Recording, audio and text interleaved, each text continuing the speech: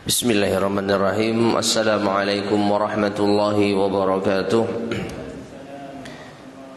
Innal hamdalillah nahmaduhu wa nasta'inuhu wa nastaghfiruh wa na'udzu billahi min shururi anfusina wa min sayyiati a'malina. Man yahdihillahu fala mudilla lahu wa man yudlil fala hadiya lahu. وأشهد أن لا إله إلا الله وحده لا شريك له وأشهد أن محمدا عبده ورسوله اللهم صل وسلم وبارك على نبينا محمد وعلى آله وأصحابه ومن تبعهم بإحسان إلى يوم الدين أما بعد. معاشر المسلمين rahimani wa rahimakumullah.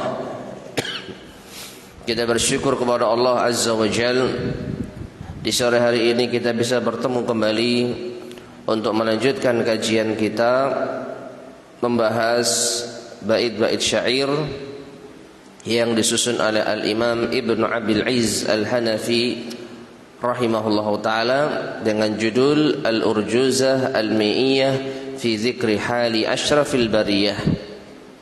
100 bait yang berisi tentang sejarah kehidupan Nabi yang mulia sallallahu alaihi wasallam. Dan kita masih berada pada pembahasan bait yang ke-60. Ya, pada pembahasan bait yang ke-60. Cukup panjang kita membahas bait yang ke-60 ini karena di sana ada penjelasan tentang perang Uhud. Ya. Namun insyaallah pembahasan tentang perang Uhud sudah tuntas. Tinggal yang tersisa adalah perang Hamra al-Asad. Kita baca dulu ucapan dari An-Nazim rahimahullah ta'ala, Al-Imam Ibnu Abil Izz Al-Hanafi rahimahullahu ta'ala. Wa Zainaban thumma ghaza ila Uhud fi syahri Syawal wa Hamra'il Asad. Setelah itu Nabi sallallahu alaihi wasallam menikah dengan Zainab binti Khuzaimah Al-Hilaliyah. Kemudian beliau berperang Uhud di bulan Syawal dan juga perang Hamra'ul Asad. Perang Hamra'ul Asad. Ma'asyiral muslimin rahimani wa rahimakumullah. Perang Hamra'ul Asad sebagaimana yang tadi kita sampaikan itu berbeda dengan perang Uhud. Namun kalau kita melihat rentetannya itu nyambung dengan perang Uhud. Ya, bersambung dengan perang Uhud. Bahkan Syekh Shafiyur Rahman Al-Mubarakfuri rahimahullah ta'ala mengisyaratkan bahwasanya perang Uhud ini terbagi menjadi 3 babak. Babak yang pertama saat kaum muslimin berhasil menguasai medan pertempuran. Tepatnya ketika mereka masih mentaati perintah Rasulullah sallallahu alaihi wasallam. Dalam hal ini siapa? Pasukan pemanah yang ada di Bukit Rumah. Saat itu atas izin Allah Subhanahu wa taala, pasukan kaum muslimin sangat solid. Mereka berhasil menyerang orang-orang kafir Quraisy di medan pertempuran sampai mendesak mereka hampir mendekati perkemahan mereka. Sedangkan pasukan berkudanya Khalid bin Al-Walid yang ingin menyerang kaum muslimin dari arah belakang itu terhalang oleh pasukan pemanah. Namun tatkala sebagian kaum muslimin yang berhasil mukul mundur orang-orang Quraisy melihat banyak harta yang berserakan, harta yang ditinggalkan, maka mereka ambil itu. Ya. Melihat kawannya yang di bawah mengambil harta ghanimah, maka kawan-kawan yang ada di atas Bukit Rumah, apa istilahnya itu? Kepingin ghanimah. Jadi mereka ingin untuk ikut mengambil ghanimah yang ditinggalkan oleh orang-orang kafir Quraisy. Meskipun telah diingatkan, oleh pemimpin mereka bahwasanya kita diperintah untuk tetap di atas bukit apapun yang terjadi, baik menang maupun kalah. Tapi mereka tidak mengindahkan peringatan tersebut, hingga akhirnya mayoritas dari pasukan pemanah turun untuk ikut mengambil ghanimah. Dan kesempatan itu tidak disia-siakan oleh pasukannya siapa? Khalid bin Al-Walid. Hingga akhirnya kaum muslimin berhasil diserang dari arah belakang. Pasukan pemanah berhasil dilumpuhkan, pemimpin mereka tewas, hingga akhirnya kondisi berbalik. Dan inilah isyarat babak yang kedua. Babak yang kedua, ketika orang-orang musyrik Quraisy berhasil mengembalikan apa? Keadaan. Mereka yang memegang kendali pertempuran. Hingga sampai akhirnya Rasulullah SAW terdesak, beliau terkepung, beliau terluka, sampai pada akhirnya beliau berhasil mempertahankan diri dengan para sahabatnya, membentuk satu barisan, membentuk satu pusat komando, sampai beliau berhasil naik ke mana? Ke gunung Uhud. Ya. Jadi ketika Nabi SAW sudah bisa naik ke gunung Uhud, disitulah orang-orang musyrik mulai menghentikan pengejaran. Sampai pada akhirnya mereka berpisah. Rasulullah SAW ya, setelah kaum musyrikin kembali mereka menuju Mekah, maka Nabi SAW turun untuk menguburkan jenazah-jenazah para syuhada Uhud. Setelah itu beliau SAW kembali ke kota Madinah. Babak dua apa? Selesai. Nah, babak yang ketiga inilah yang dimaksud oleh Syekh Safi Rahman Al-Mubarakfuri dengan perang Hamraul Asad. Bagaimana kisahnya? Kita akan bacakan penjelasan atau sarikan penjelasan dari kitab Ar-Rahiqul Makhtum yang disusun oleh Syekh Safi Rahman Al-Mubarakfuri rahimahullahu taala. Taib. Jadi Nabi SAW tiba di kota Madinah selepas perang Uhud pada hari Sabtu tanggal 7 sore hari di bulan Syawal tahun ketiga Hijriah. Jadi perang Uhud terjadi pada bulan Syawal tahun ketiga Hijriah. Nabi SAW tiba di kota Madinah sore hari tanggal 7 hari Sabtu di bulan Syawal. Namun ketika Nabi SAW tiba di kota Madinah, beliau masih merasa was-was. Beliau masih dirundung kekhawatiran. Beliau tidak tenang menghabiskan malam harinya. Sampai-sampai kaum muslimin benar-benar mengamankan gerbang pintu masuk menuju kota Madinah dan celah-celah yang memungkinkan untuk orang masuk ke kota Madinah. Jadi di malam hari itu penjagaan kota Madinah ketat, termasuk menjaga Nabi yang mulia sallallahu alaihi wasallam. Apa alasan mereka khawatir? Apa alasan Rasulullah SAW khawatir? Karena mereka khawatir jika seandainya orang-orang kafir Quraisy itu mengurungkan niat mereka untuk kembali ke kota Mekah, namun justru menuju kota Madinah. Ya. Meskipun hal itu sebenarnya sudah dipastikan. Ada seorang sahabat yang ketika orang-orang musyrik Quraisy sudah meninggalkan medan pertempuran, diperintah oleh Nabi SAW untuk melihat bagaimana kondisi mereka melakukan perjalanan. Apakah mereka menuntun kuda dan mengendarai unta, atau sebaliknya mereka mengendarai unta, mereka menuntun unta dan mengendarai kuda. Coba dilihat, mereka perjalanannya itu naik unta atau naik kuda. Dan ini ma'asyar muslimin rahimani wa rahimakumullah, di antara kecermatan Rasulullah SAW di dalam berfikir. Dari situ bisa ketahuan mereka mau kemana. Kira-kira ada yang tahu enggak? Kalau naik unta nuntun kuda itu kemana? Kalau naik kuda nuntun unta itu kemana? Jadi kendaraan mereka kan ada unta, ada kuda. Setelah selesai perang, yang dinaiki itu unta atau kuda? Ya, kalau unta kemana? Pulang kemana?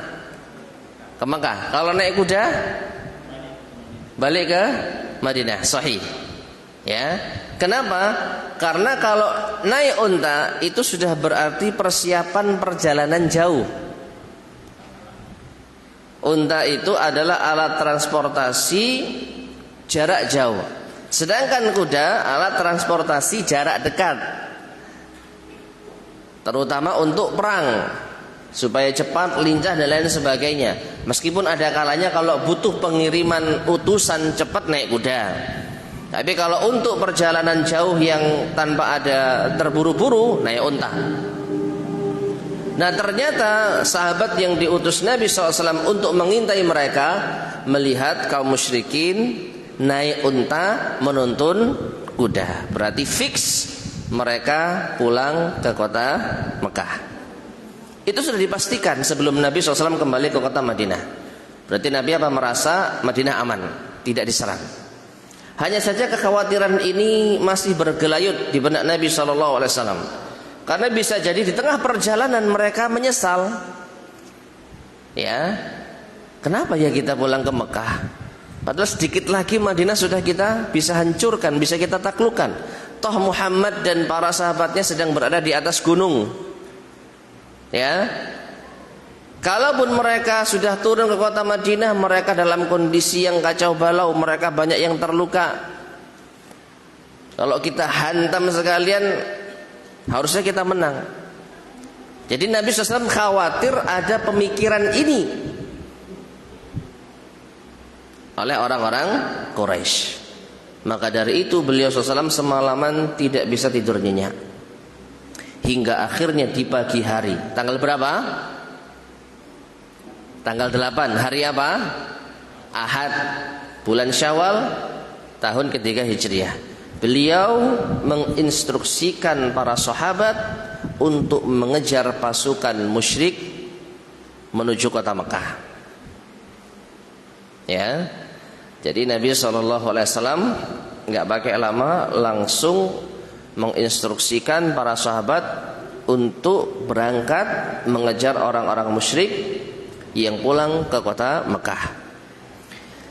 Dan Nabi SAW memberikan persyaratan, yang boleh ikut perang hanya yang ikut perang Uhud kemarin. Beliau mengatakan, la yakhruj ma'ana illa man syahidal qitala.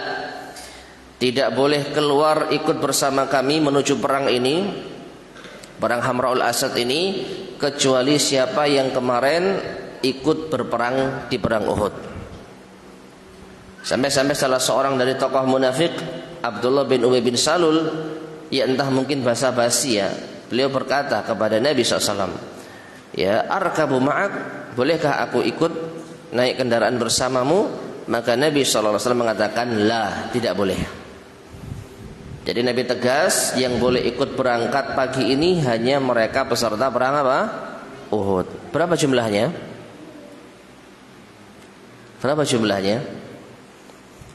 Jumlah pasukan perang Uhud awalnya 1000. Lalu 300 orang berkhianat dipimpin oleh Abdullah bin Ubay bin Salul. Sisa berapa? 700. Dari 700 korban tewas 70. Jadi kurang lebih sisanya 630 orang yang berangkat menuju Hamra'ul Asad. Tidak ada yang diizinkan untuk ikut perang bagi yang tidak menyertai Nabi dalam perang Uhud kecuali satu orang sahabat saja, yaitu sahabat Jabir bin Abdillah. Sahabat Jabir bin Abdillah. Mengapa beliau diizinkan? Disebutkan di sini Jabir bin Abdullah berkata, "Ya Rasulullah, inni uhibbu alla tashhad mashhadan illa kuntu ma'ak." Sesungguhnya aku sangat menginginkan tidaklah engkau berperang dalam suatu peperangan melainkan aku ikut menyertaimu. Wa inna ma khallafani abi ala banatihi. Hanya saja aku tertahan. Ayahku memberikan mandat amanah kepadaku untuk menjaga putri-putrinya, yaitu saudari-saudarinya Jabir. Jadi bapaknya yang ikut perang bersama Nabi SAW, anaknya Jabir bin Abdullah jaga rumah, jaga adik-adiknya. Maka fa'adhan li asiru ma'ak, sekarang tolong izinkan saya untuk berangkat bersamamu. Kenapa? Karena ayahnya Jabir bin Abdullah sudah tewas di perang Badar. Ayahnya Jabir bin Abdullah meninggal saat perang Badar. Jadi sudah tidak ada lagi amanah yang perlu untuk dikerjakan. Mungkin Jabir menitipkan putri-putrinya kepada orang lain, atau saudari-saudarinya kepada yang lain, atau yang keluarga dan lain sebagainya. Fa'adinalah, maka Nabi SAW mengizinkannya. Jadi Jabir bin Abdullah ini sebelum perang Uhud tidak pernah ikut berperang bersama Nabi SAW. Sampai pun saat perang Badar, yang berangkat siapa? Ayahnya. Jabir disuruh jaga rumah untuk ngurusi adik-adiknya. Makanya di antara kisah yang mungkin mudah untuk kita ingat, Jabir bin Abdullah ini ketika mau menikah, beliau lebih memilih gadis atau janda? Janda. Padahal Nabi mengatakan SAW, kenapa tidak memilih gadis? Hatta tula'ibahu wa tula'ibak, hatta tula'ibuha wa tula'ibuka, agar kau bisa bermain bersamanya dan dia bermain bersamamu. Maka Jabir mengatakan, sesungguhnya ayahku meninggalkan putri-putrinya, saudara-saudariku banyak, sehingga mau tidak mau saya harus menikah dengan janda untuk membantu merawat mereka. Jadi Jabir bin Abdullah memiliki banyak saudari, sehingga itulah yang menjadi sebab beliau tidak ikut perang bersama Nabi SAW ketika masih ada ayahnya. Nah, sekarang ayah sudah meninggal dunia, maka Jabir bisa leluasa untuk ikut berperang bersama Nabi SAW. Akhirnya berangkatlah Jabir bin Abdullah bersama Nabi SAW dalam rangka perang Hamra'ul Asad. Taib. Akhirnya kaum muslimin berangkat menuju arah Mekah dan berhenti di daerah yang bernama Hamra'ul Asad. Kurang lebih jarak tempuh dari kota Madinah sampai Hamra'ul Asad ini 8 mil. 8 mil. Nah, kemudian beliau SAW dan pasukannya mendirikan tenda, berkemah untuk menyiapkan pasukan. Di saat itu datanglah salah seorang yang bernama Ma'bad bin Abi Ma'bad al-Khuzai, bertemu dengan Nabi SAW.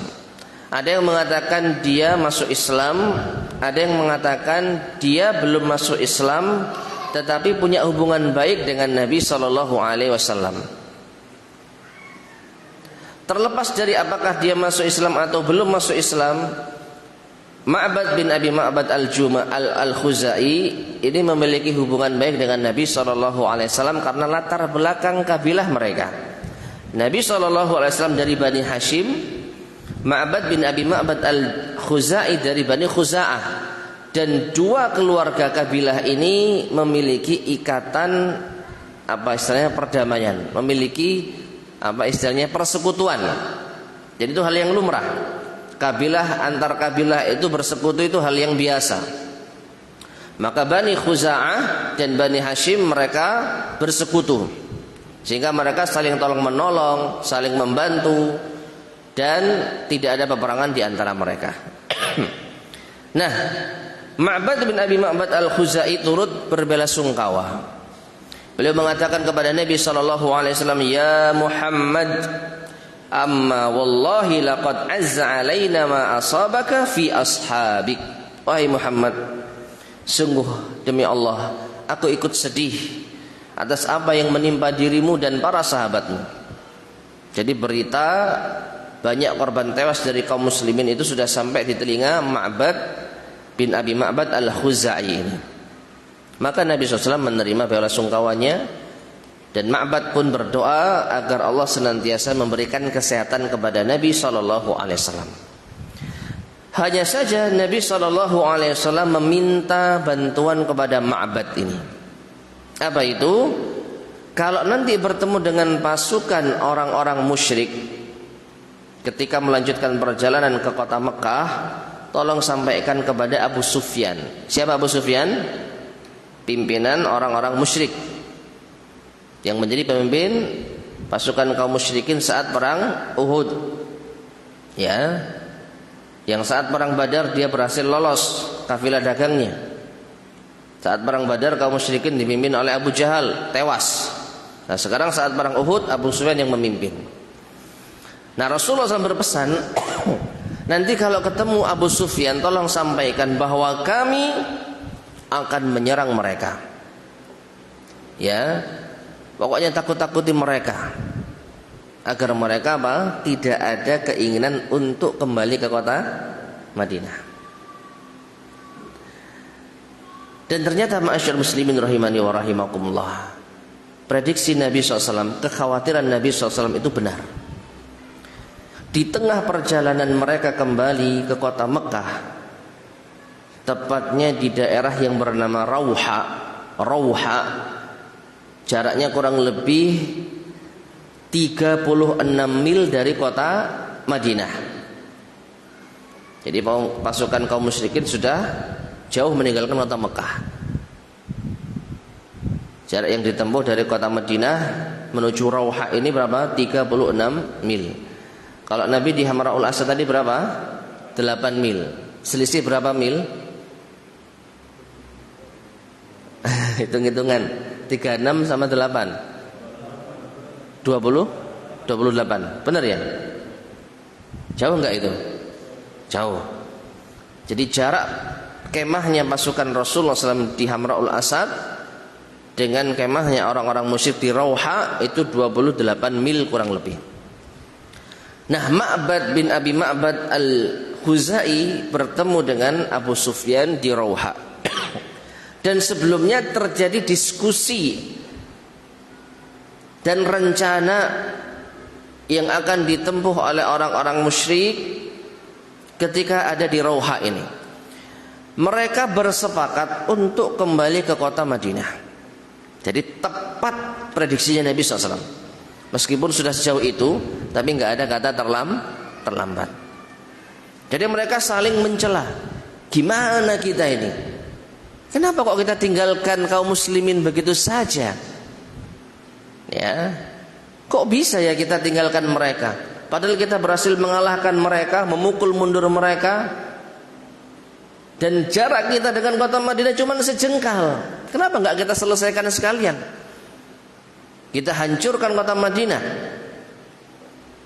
kita rampas harta-harta mereka. Ya mungkin kita hancurkan masjid mereka, kita tawan wanita-wanita dan anak-anak mereka. Kok nanggung kita ya? Kok kita meninggalkan kota Madinah? Kenapa ini? Kalau seperti ini keadaannya kita seakan-akan nggak dapat apa-apa, cuma dapat kepuasan. Korban di kalangan kaum muslimin lebih banyak. Karena kaum muslimin berapa tadi korbannya di perang Uhud? Korban 70. Sedangkan orang-orang musyrik dengan 3.000 pasukan yang tewas cuma 22 atau 37. Ya, padahal jumlah pasukan itu 3 kali lipat. Kaum muslimin 700, kaum orang-orang musyrik 3.000. Tapi yang tewas kebanyakan dari kaum muslimin 70 orang. Orang-orang musyrik cuma 22 atau 37. Jadi ini mungkin satu-satunya yang mereka banggakan. Korban tewas mereka lebih sedikit daripada kaum muslimin. Tapi selebihnya mereka nggak dapat apa-apa. Rasulullah masih hidup, Abu Bakar masih hidup, Umar masih hidup. Dan sempat kita sampaikan, sebelum Abu Sufyan meninggalkan medan pertempuran, dia sempat naik ke gunung Uhud, lalu berdialog dengan Umar. Tanya, apakah di sana ada Muhammad? Apakah di sana ada Abu Bakar? Apakah di sana ada Umar? Awalnya enggak dijawab. Tapi setelah Abu Sufyan merasa berhasil mengalahkan kaum muslimin, Umar pun apa? Tidak bisa menahan diri. Yang kamu sebutkan tadi masih hidup semua. Dan akhirnya dipastikan. Abu Sufyan mendekat, sebelum berpisah tanya ke Umar, benarkah Muhammad masih hidup? Maka Umar mengatakan benar, beliau masih hidup dan beliau mendengar percakapan kita. Ya sudah kalau gitu, aku percaya kepada. Baru Abu Sufyan apa? Meninggalkan kota Madinah. Nah jadi apa? Nabi SAW masih hidup. Lalu apa yang dibanggakan dari perang ini? Akhirnya mereka sepakat, kita harus kembali tuntaskan perang ini. Nanggung bahasa kita. Oh jumlah kita lebih banyak. Dan mereka dalam kondisi kelelahan dan juga apa? Banyak yang terluka. Jadi perang Uhud ini luar biasa. Rasulullah SAW apa? Patah giginya. Ya. Jadi banyak kaum muslimin yang terluka. Capeknya luar biasa. Dalam keadaan mental yang mungkin agak turun. Harusnya bagi orang-orang Quraisy ini hal yang mudah untuk langsung membasmi mereka. Akhirnya mereka sepakat, kita kembali ke kota Madinah, kita serang kota Madinah, kita habisi mereka kaum muslimin sampai ke akar-akarnya. Meskipun gagasan ini sempat ditentang oleh salah seorang komandan mereka yang bernama Sofwan bin Umayyah, jangan lakukan. Ya sudah untung bahasa kita ya, sudah untung kita ini lebih unggul dari segi personil ya, dan lebih sedikit korban perangnya. Saya khawatir kalau kita kembali ke sana nanti Muhammad itu akan mempersiapkan pasukan yang lebih banyak. Karena bagaimanapun juga markasnya kaum muslimin itu di kota Madinah. Jadi jumlah pasukan yang mungkin bisa dipersiapkan jauh lebih banyak. Memang saat perang Uhud cuma 700 dan orang-orang musyrik 3.000. Tapi bisa jadi ketika Nabi SAW pulang ke kota Madinah, lalu beliau memberikan komando, ayo kaum muslimin semua berangkat ngejar orang-orang musyrik ke kota Mekah. Mungkin jumlah pasukan bisa lebih banyak. Ya. Jadi Sofwan bin Umayyah salah seorang komandan mereka memberi nasihat, jangan kita kembali ke kota Madinah. Sudah kita main aman saja. Toh kita sudah berhasil memukul mereka. Tapi nasihat dari Sofwan bin Umayyah ini tidak digubris oleh mayoritas pasukan, termasuk Abu Sufyan. Akhirnya kembalilah cerita pertemuan Ma'bad bin Abi Ma'bad al-Khuzai sampai di daerah Rauha tadi. Dan Abu Sufyan tidak tahu kalau Ma'bad bin Abi Ma'bad al-Khuzai ini sudah masuk Islam. Jadi dipikir masih boloni dewi. Oh teman kita sendiri. Tanyalah Abu Sufyan kepada Ma'bad bin Abi Ma'bad al-Khuzai, bagaimana kondisi terkini? Karena Ma'bad kan dari arah mana? Dari arah utara. Madinah itu kan utara, Mekah selatan. Bagaimana kondisi utara sana? Apa informasi yang bisa kita dapatkan?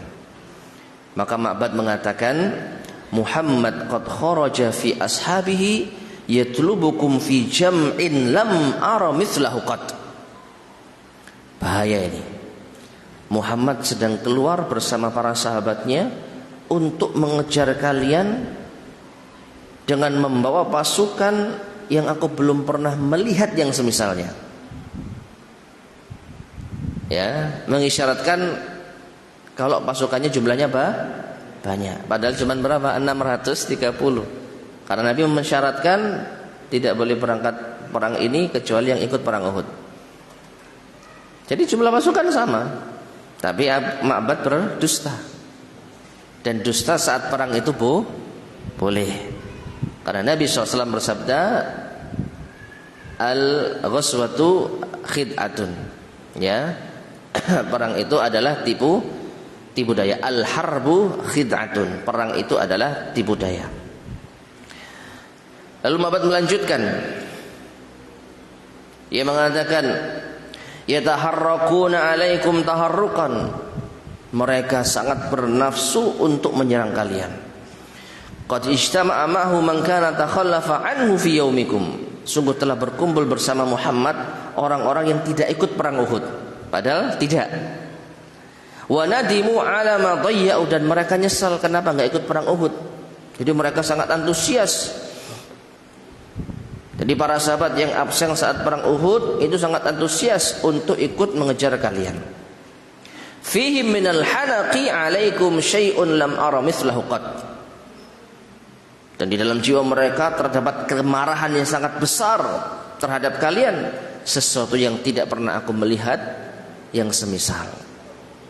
Padahal kaum muslimin dalam kondisi kelelahan, banyak yang terluka, terus mentalnya juga sedang turun. Tapi karena Nabi SAW memerintahkan berangkat, sam'an wa ta'ah, maka mereka mendengar dan taat. Ya, mereka mendengar dan taat. Tadi Ma'bad berdusta.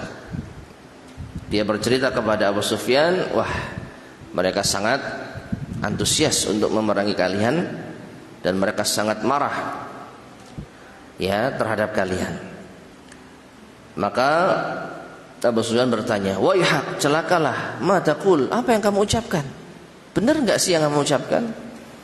Maka Ma'bad melanjutkan lagi, wallahi ma ara an tartahila hatta tara nawasiyal khayli atau hatta yatlu'a awwalul jaisi min wara'i hadzal akmah. Demi Allah, ya, tidaklah aku melihat kalau kamu lanjutkan perjalanan ke kota Madinah, maka tidak lama kamu akan melihat jambul kuda, poninya kuda. Gak lama lagi kalau kamu tetap kembali ke kota Madinah, kamu akan melihat poni kuda perang mereka. Atau hingga engkau atau mereka akan terlihat di balik di balik bukit ini. Pasukan mereka sudah sangat dekat. Padahal tadi jaraknya berapa? 28 mil. Tapi Ma'bad ini nakut-nakuti, mereka sudah di balik bukit ini. Kalau kamu kembali ke kota Madinah, gak lama akan ketemu kuda perang mereka. Di balik bukit ini kamu akan melihat pasukan-pasukan mereka. Ya. Maka Abu Sufyan mengatakan, wallahi laqad ajma'na al-qarrah 'alaihim linasta'silahum. Demi Allah, padahal kami sudah bersepakat untuk kembali, ya, menghabisi mereka sampai ke akar-akarnya. Maka Ma'bad mengatakan, fala taf'al, jangan kau lakukan, fa inni nasih, sesungguhnya aku pemberi nasihat. Padahal itu dusta. Ya. Untuk menolong Nabi SAW. Akhirnya Abu Sufyan tidak kembali ke kota Madinah. Tetapi dia juga cerdas, jemaah. Abu Sufyan enggak langsung lari, enggak langsung kembali ke kota Mekah. Tapi dia juga melakukan strategi yang hampir sama dengan yang dilakukan oleh Nabi SAW. Apa itu? Ketika datang kafilah dagang yang singgah di tempat itu, di daerah Rauha tadi, maka Abu Sufyan menawarkan sesuatu kepada mereka. Tolong sampaikan kepada Muhammad, karena mereka ini mau melanjutkan perjalanan ke kota Madinah. Jadi kafilah dagang ini diberi pesan, tolong sampaikan kepada Muhammad ya, kalau kami akan menyerang mereka. Padahal tidak. Tujuannya apa tujuannya? Setidaknya menghambat Rasulullah SAW. Setidaknya menghambat Rasulullah SAW. Ya, ada tempo. Jadi seakan-akan Abu Sufyan berani menantang Rasulullah SAW. Otomatis Rasul akan bersiap, tidak jadi meneruskan perjalanan memburu mereka. Padahal Nabi tidak pernah memburu mereka sejauh itu. Nabi hanya menetap di mana? Hamra'ul Asad. Stop di situ. Hanya mengirimkan Ma'bad tadi untuk memberi tipu daya. Nah, Abu Sufyan mengirim kafilah dagang ini, sampaikan pesan kepada Muhammad kalau kami akan menyerang mereka sampai ke akar-akarnya. Nanti kalau kalian ke Mekah, kita akan memberi hadiah, kita akan penuhi kendaraanmu dengan kismis. Jadi ada upahnya. Menyampaikan pesan kepada Nabi SAW. Nanti kalau kafilah dagang ini kembali ke kota Mekah, sampai di pasar Uqad akan dihadiahi kismis. Mereka pun setuju. Akhirnya mereka berangkat menjumpai Nabi SAW dan menyampaikan pesan Abu Sufyan. Maka kaum muslimin pun berkata dengan mengutip firman Allah Subhanahu wa taala dalam surat Al-Imran ayat yang ke-173, bahwasanya Allah berfirman, "Innan nasa qad jama'u lakum fakhshawhum." Sesungguhnya manusia telah berkumpul untuk mengancam kalian, dan mereka berharap kalian takut kepada mereka. Fazadahum imanan, maka justru ancaman ini semakin menambah keimanan mereka. Waqalu, dan mereka mengucapkan, hasbunallahu wa ni'mal wakil. Cukuplah Allah sebagai penolong bagi kami, dialah sebaik-baik pelindung. Jadi utusannya Abu Sufyan itu tidak membuat kaum muslimin gentar. Waduh, mereka nyerang beneran ternyata. Ya. Padahal Abu Sufyan mengurungkan niatnya. Jadi sama-sama apa? Melakukan tipu daya. Padahal nyatanya dari dua pasukan ini tidak ada yang melanjutkan penyerangan. Nabi SAW dan pasukannya stop di Hamra'ul Asad. Abu Sufyan yang awalnya mau kembali ke kota Madinah, akhirnya kembali ke kota Mekah. Cuman mereka mengirimkan utusan untuk nakut-nakuti, untuk mengancam.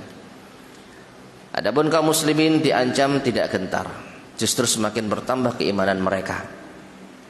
Fanqalabu bi ni'matin minallahi wa fadl. Akhirnya mereka pun kembali dengan membawa nikmat dari Allah dan keutamaannya. Lam yamsashum su'. Mereka tidak ditimpa keburukan, wattaba'u ridwanallah, dan mereka mengikuti keridhaan Allah. Wallahu dzu fadlin azim, dan Allah Maha memiliki karunia yang besar.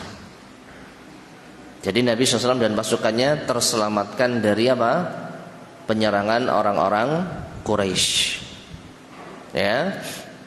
Nah, ma'asyar muslimin rahimani wa rahimakumullah. Jadi strateginya Nabi ini jitu sekali kalau kita perhatikan. Beliau nekat keluar dari kota Madinah hanya sekedar menunjukkan kalau kaum muslimin masih belum habis. Kita nggak bisa membayangkan seandainya orang-orang Mekah nekat juga kembali ke kota Madinah. Ingat, Nabi tidak bertahan di dalam kota. Kalau bertahan mungkin masih ada bala bantuan. Tapi Nabi sudah keluar kota Mekah, jaraknya 8 mil. Tidak seperti di Gunung Uhud, cuman sejengkal saja sudah masuk kota Madinah. Jadi seakan-akan ada perjudian di sini. Ya, ada perjudian. Kalau sekiranya orang-orang Quraisy kembali ke kota Madinah, ketemu di Hamra'ul Asad, wallahu a'lam bishawab, apapun bisa terjadi. Tapi Nabi berani mengambil risiko itu. Dan alhamdulillah atas izin Allah, dengan bantuan dari siapa tadi? Ma'bad bin Ma'bad al-Khuzai, ini meredakan agresivitas dari agresifnya mereka orang-orang Quraisy untuk kembali ke kota Madinah. Meskipun mereka juga punya apa? Tipu daya, menakut-nakuti Nabi sallallahu alaihi wasallam. Nah, akhirnya ma'asyiral muslimin rahimani wa rahimakumullah, orang-orang Quraisy melanjutkan perjalanan pulang ke kota Mekah. Gak jadi balik ke kota Madinah. Sedangkan Nabi SAW tetap berada di Hamra'ul Asad selama 3 hari. Jadi Nabi tiba di sana hari Ahad, tanggal 8 Syawal, ya, 3 hari, berarti 9, 10, 11. 3 hari di sana, baru setelah itu kembali ke kota Madinah dalam keadaan aman dan sehat walafiat.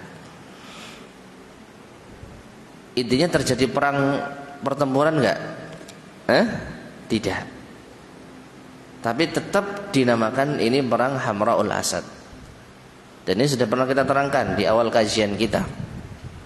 Ya, kalau Nabi SAW sudah menyiapkan pasukan dan keluar dari kota Madinah, itu sudah cukup disebut sebagai perang. Meskipun sampai di tempat tidak terjadi pertempuran, tidak terjadi apa? Kontak fisik. Jadi di antaranya Nabi hanya berdiam di Hamra'ul Asad 3 hari tanpa ada perlawanan dari orang-orang musyrik. Ini menunjukkan meskipun tidak ada kontak fisik, ini tetap masuk di dalam peperangan. Dan tadi kita sudah sampaikan bahwasanya perang Hamra'ul Asad ini bahkan bisa dikatakan babak ketiga dari perang apa? Uhud. Ya, babak ketiga dari perang Uhud. Taib. Kemudian yang terakhir, ma'asyiral muslimin rahimani wa rahimakumullah, terkait masalah perang Hamra'ul Asad ini dan rentetannya dari perang Uhud. Kesimpulannya yang menang siapa? Yang menang siapa? Dari 3 babak perang ini, apakah orang-orang musyrik atau Nabi SAW? Ini kita tidak melihat menang secara syar'i, ya, dalam artian seperti yang pernah disampaikan Umar. Ketika jumlah korban dari kaum muslimin banyak dan Abu Sufyan merasa mereka menang, maka Umar tidak terima. Tidak, tetap kami yang menang. Kenapa? Karena korban kalian mati masuk neraka, sedangkan korban dari kita mati masuk surga. Tetap menang kita. Itu tidak kita bahas, bukan itu poin pembahasan kita. Tapi kita melihat dari keseluruhan dalam masalah duniawi. Yang benar menang siapa?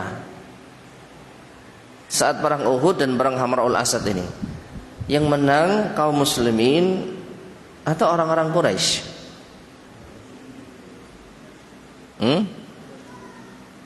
Kelihatannya orang-orang Quraisy. Ya, maka mari kita analisa. Dikatakan menang itu harus jelas, seperti perang Badar. Yang menang siapa perang Badar? Kaum muslimin. Jelas, mutlak, ya, telak bahasa kita. Nah, sekarang perang Uhud dan perang Hamra'ul Asad, ya, kita lihat apakah orang-orang musyrik berhasil menguasai kaum muslimin, berhasil menyerbu mereka dan menghancurkan apa istilahnya itu, pusat komando mereka yang ada di atas gunung Uhud? Jawabannya tidak. Beda dengan apa? Kaum muslimin saat perang Badar berhasil menguasai pusat komando mereka. Tokoh mereka Abu Jahal tewas, yang lain kabur ke kota Mekah.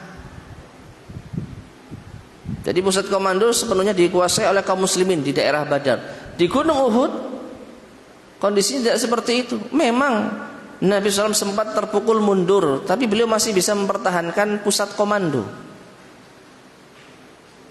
Dan orang-orang musyrik tidak berhasil menguasai pusat komando Nabi SAW. Maka bagaimana dikatakan mereka menang? Kemudian juga kaum muslimin tidak kabur, tidak melarikan diri, sampai pun pada kondisi terdesak yang sudah kita kisahkan di pertemuan sebelumnya. Betapa Nabi SAW dalam keadaan yang sangat terdesak, beliau masih bertahan.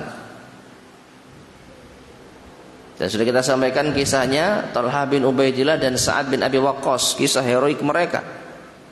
Berhasil mempertahankan Nabi SAW dengan pedang dan panah melawan serangan dari orang-orang Quraisy. Gak kabur. Jadi dihadapi. Cuman begitu sudah mereda, mundur-mundur. Ini strategi, bukan kabur. Kalau kabur itu lari sampai kota Madinah, meninggalkan pasukan. Nabi tidak, dihadapi. Ya. Demikian pula tidak ada kaum muslimin yang ditawan. Kalau yang tewas ya banyak, 70 orang. Selebihnya mereka berhasil kembali ke pos komando. Ya. Jadi enggak ada yang ditawan oleh orang-orang musyrik. Bagaimana mungkin dikatakan mereka menang? Demikian pula tidak ada harta rampasan perang yang didapatkan oleh orang-orang musyrik. Mungkin ada senjata-senjata, baju perang yang dipakai oleh para sahabat yang tewas, tapi itu bukan harta yang besar nilainya. Beda dengan perang Badar. Nabi SAW mengapa? Mengambil harta rampasan perang unta. Banyak jumlahnya, kalau nggak salah sampai 1000 atau 900. Ini lumayan. Adapun orang-orang musyrikin tidak berhasil mengambil harta rampasan apa? Perang. Jadi bagaimana mungkin dikatakan mereka menang? Dan yang terakhir yang paling utama, mereka tidak bisa menguasai kota Madinah. Allah yang menjadikan hati mereka itu ingin pulang. Ya, padahal mereka sempat berpikir ketika sudah jalan ke kota Mekah 36 mil tadi, kenapa ya kita nggak langsung ke Madinah aja? Jumlah 3.000 pasukan minus 22 atau 37 harusnya cukup untuk menghancurkan kota Madinah. Apalagi mereka dalam kondisi tidak siap. Apalagi jagoan-jagoan mereka sedang di Gunung Uhud. Jadi Madinah terbuka lebar untuk diserang. Lumayan bisa mengambil harta rampasan mereka, bisa menawan wanita-wanita dan anak-anak mereka. Tapi itu tidak terjadi. Jadi Madinah masih aman. Para wanita, anak-anak masih selamat. Dari sini maka tidak bisa dikatakan mereka menang. Oleh karena itu kesimpulan akhirnya di antaranya disebutkan oleh Syekh Shafi Rahman Al-Mubarakfuri, bahwa kesimpulannya adalah annal mauqifaini kana mutamathilain. Dua pasukan ini imbang. Ya. Tidak ada satupun yang menang. Jadi imbang. Kalau dilihat dari jumlah pasukan yang tewas, memang orang-orang musyrik apa? Lebih unggul. Jumlah mereka lebih sedikit. Jumlah kaum muslimin lebih banyak.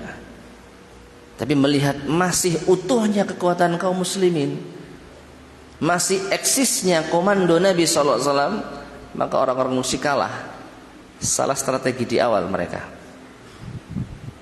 Kenapa mereka selepas dari Uhud tidak langsung masuk kota Madinah?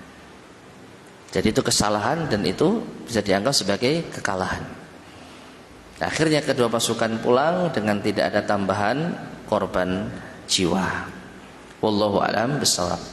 Nah, ma'asyiral muslimin rahimani wa rahimakumullah, inilah akhir dari perang Uhud dengan 3 babaknya.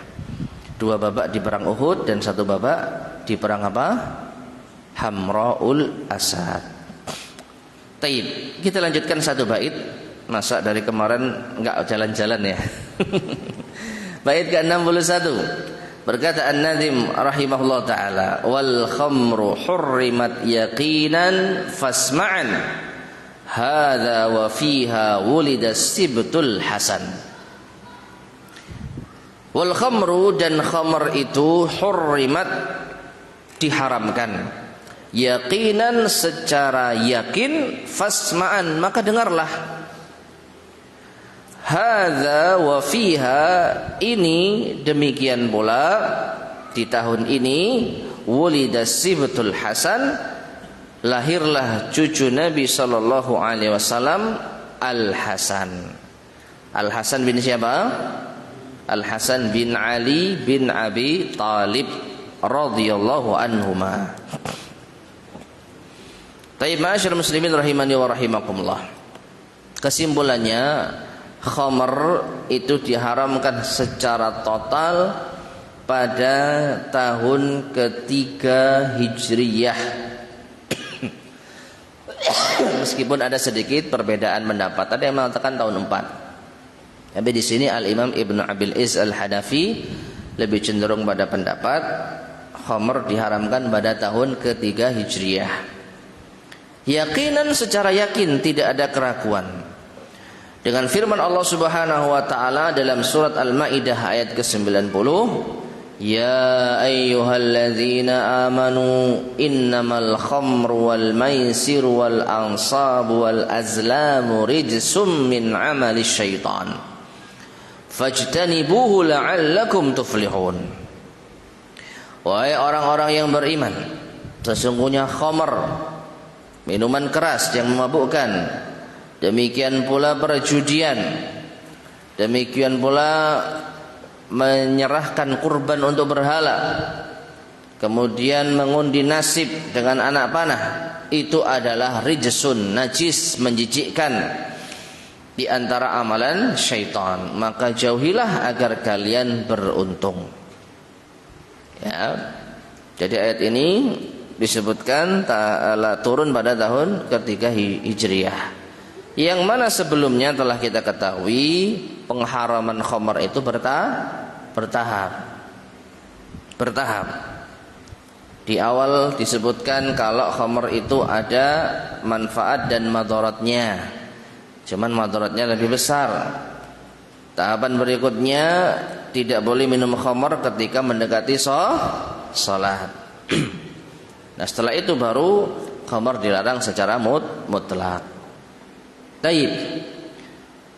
Kemudian wulidas sibtu wa fiha, dan di tahun ketiga Hijriyah pula wulidas sibtu, lahirlah cucu beliau yang bernama Al-Hasan bin Ali bin Abi Thalib.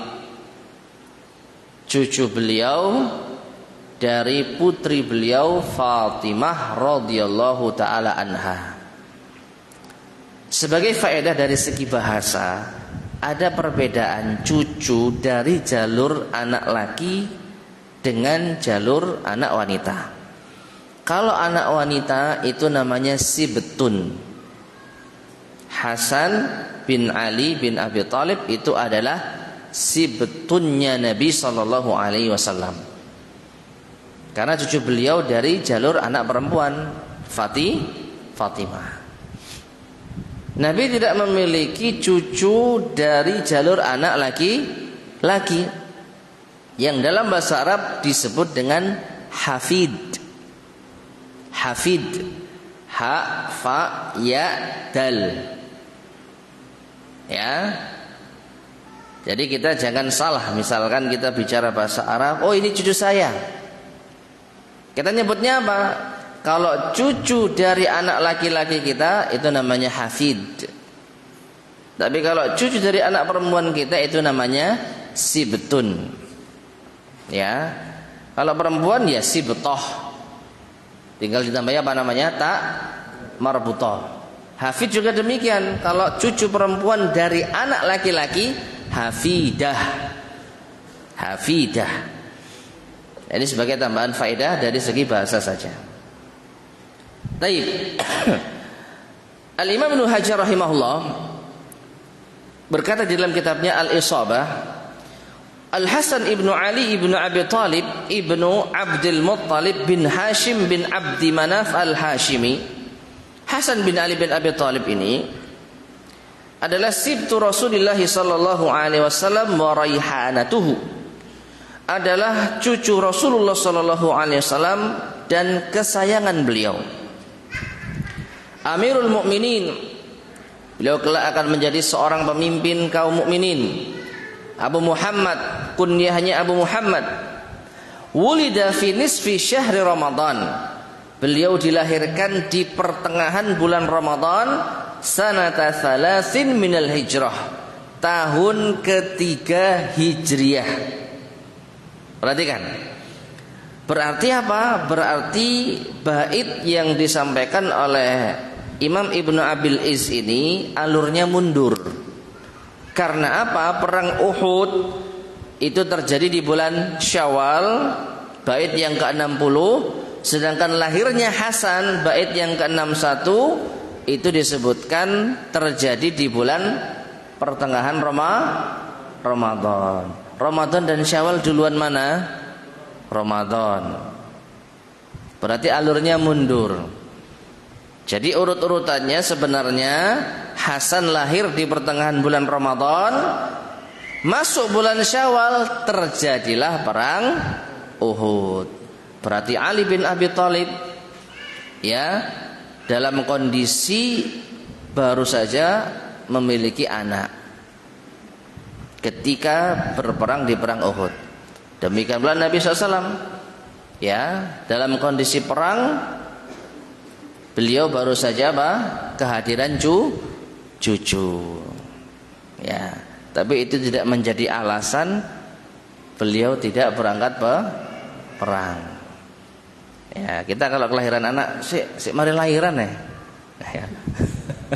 Padahal nggak perang taklim gitu misalnya gitu ya, kajian, aduh si repot mari lahiran. Emang ngapain gitu loh ya, emang ngapain? Nabi SAW habis lahiran cucunya, demikian pula Ali bin Abi Thalib habis kelahiran anaknya setengah bulan berangkat perang Uhud. Fatimah radhiyallahu